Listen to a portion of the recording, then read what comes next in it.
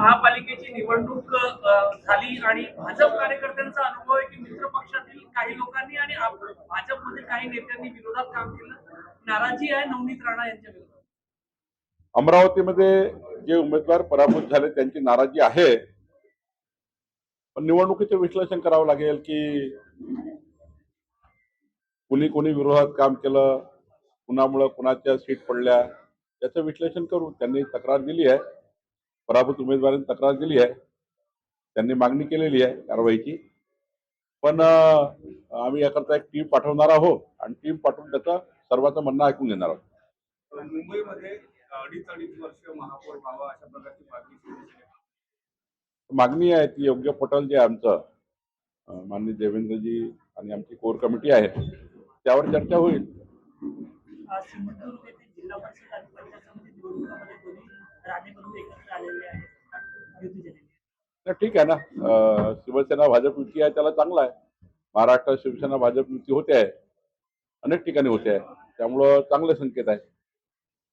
महापालिकेच्या पराभवानंतर दोनही राष्ट्रवादी एकत्र येण्याची चर्चा जी आहे त्या सुरू झालेली आहे. अजित पवार यांनी शरद पवारांची भेट सुद्धा घेतलेली आहे. त्यांना आमच्या शुभेच्छा आहे. आगामी जिल्हा परिषद निवडणुकीमध्ये ईव्हीएम ऐवजी बॅलेट पेपरवर निवडणूक घ्यावी असं नाना पटोले यांनी मागणी केलेली आहे. जुनी कॅसेट आहे ती नाना पटोलेची. जे 200 मतांनी हारले होते तेव्हा ते असेच बोलले होते, आताही निवडणूक हारले तसेच बोलतात. नवनीत राणा यांना पक्षातून बाहेरच्या सांगितलं मी आता. सीएम डावोसला जातात मात्र गुंतवणूक येत नाही अशा प्रकारचा आरोप संजय राऊत यांनी केला आहे. झोपून उठल्यावर त्यांना तेच काम आहे, आरोप करायचा.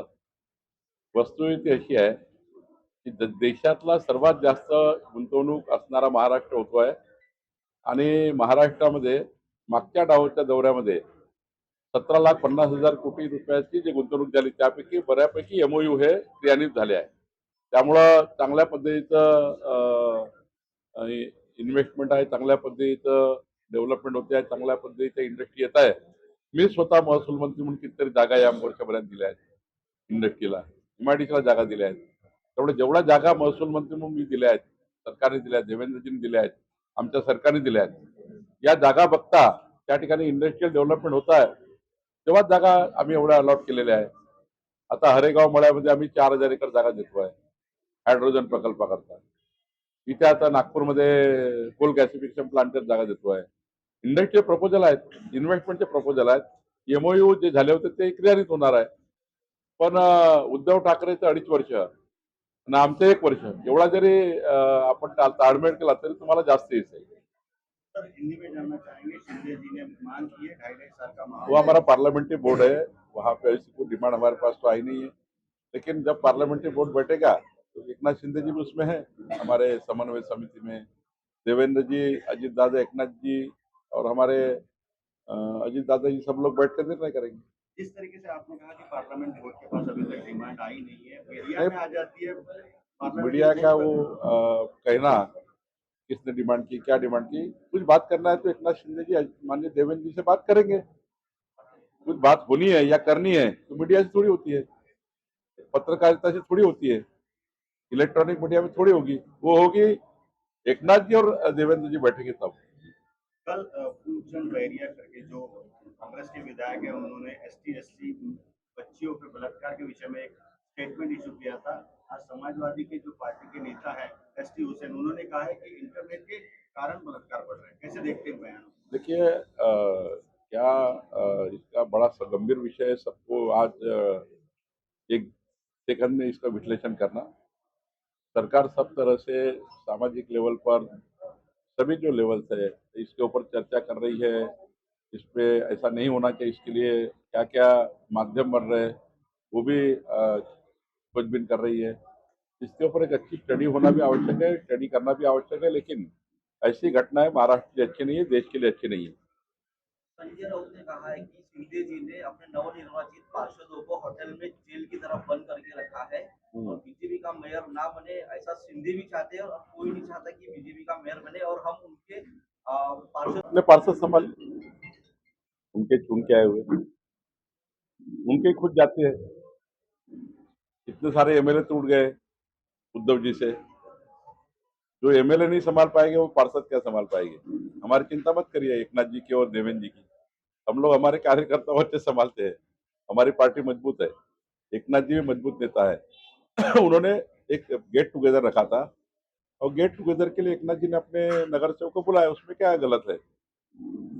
टूटते तो इनके लोग हैं, इनके लोग उनके आते लेकिन संभाल नहीं पाते, और संभालने के लिए उनके लिए कोई व्यवस्था नहीं है,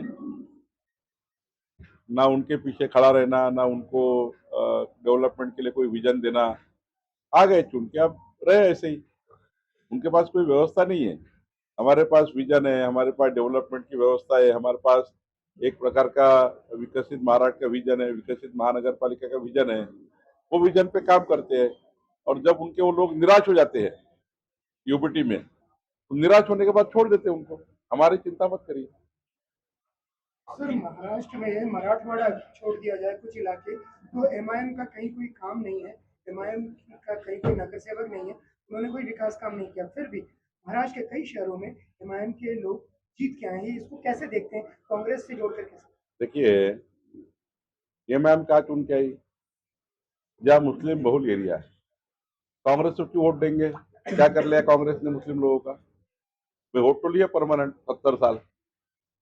कांग्रेस पार्टी ने 70 साल मुस्लिम समाज के वोट नहीं लेने के लिए वोट लिए, लेकिन क्या डेवलपमेंट किया? तो उनको लग रहा है अभी मुस्लिम समाज, क्योंकि हमारी निराशा हुई है कांग्रेस पार्टी से, एमआईएम कुछ अच्छा कर सकती है ऐसा उनको लगता है। बीजेपी कर सकती सबसे अच्छा, ये उनको मालूम है, लेकिन बीजेपी को वोट देना नहीं है। बीजेपी अच्छा कर सकती है, सबसे अच्छा बीजेपी कर सकती है, डेवलपमेंट बीजेपी ही कर सकती है। मोदी जी की सरकार, देवेंद्र जी की सरकार ही कर सकती है, उसके बावजूद भी एमआईएम क्यों है? तो बीजेपी को वोट नहीं देना है, बीजेपी को वोट नहीं देना, और कांग्रेस चलती नहीं। कांग्रेस ने कुछ किया नहीं है, कांग्रेस से निराशा है, बीजेपी से आशा है, लेकिन बीजेपी को वोट देना नहीं है। तो एमआईएम का चॉइस है, एमआईएम देखेगी अभी आगे क्या करती है। चॉइस तो बीजेपी है लोगों की, उनके हृदय मन में, मुस्लिम समाज के भी हृदय मन में। मैं भी मुस्लिम समाज के 40,000 परिवार से जुड़ा हूं, मेरे विधानसभा में 40,000 परिवार से जुड़ा हूं मैं मुस्लिम समाज से। तो मुझे बात करते हैं, काम करते हैं, हेल्थ की स्कीम करते हैं, सारा करते हैं, लेकिन भैया अभी बीजेपी के हैं आप, तो वोट नहीं मिलते मुझे भी।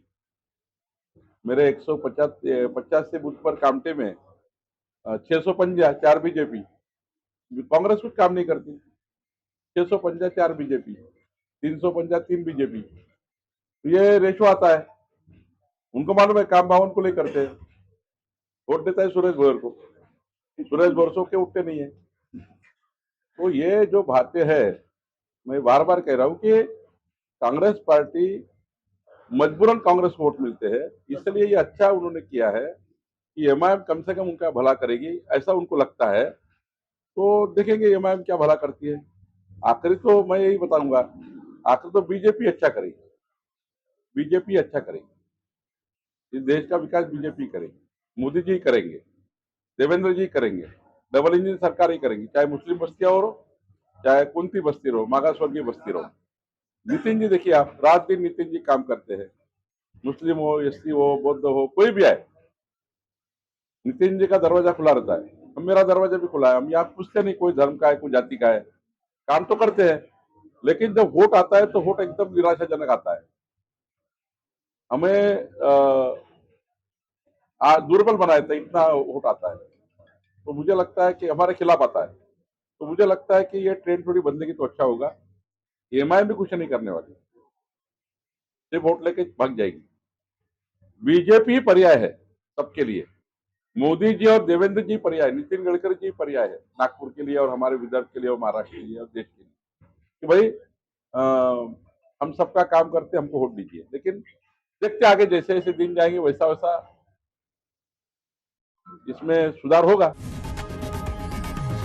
लोकशाही मराठी ऐका, पहा, जागरूक रहा।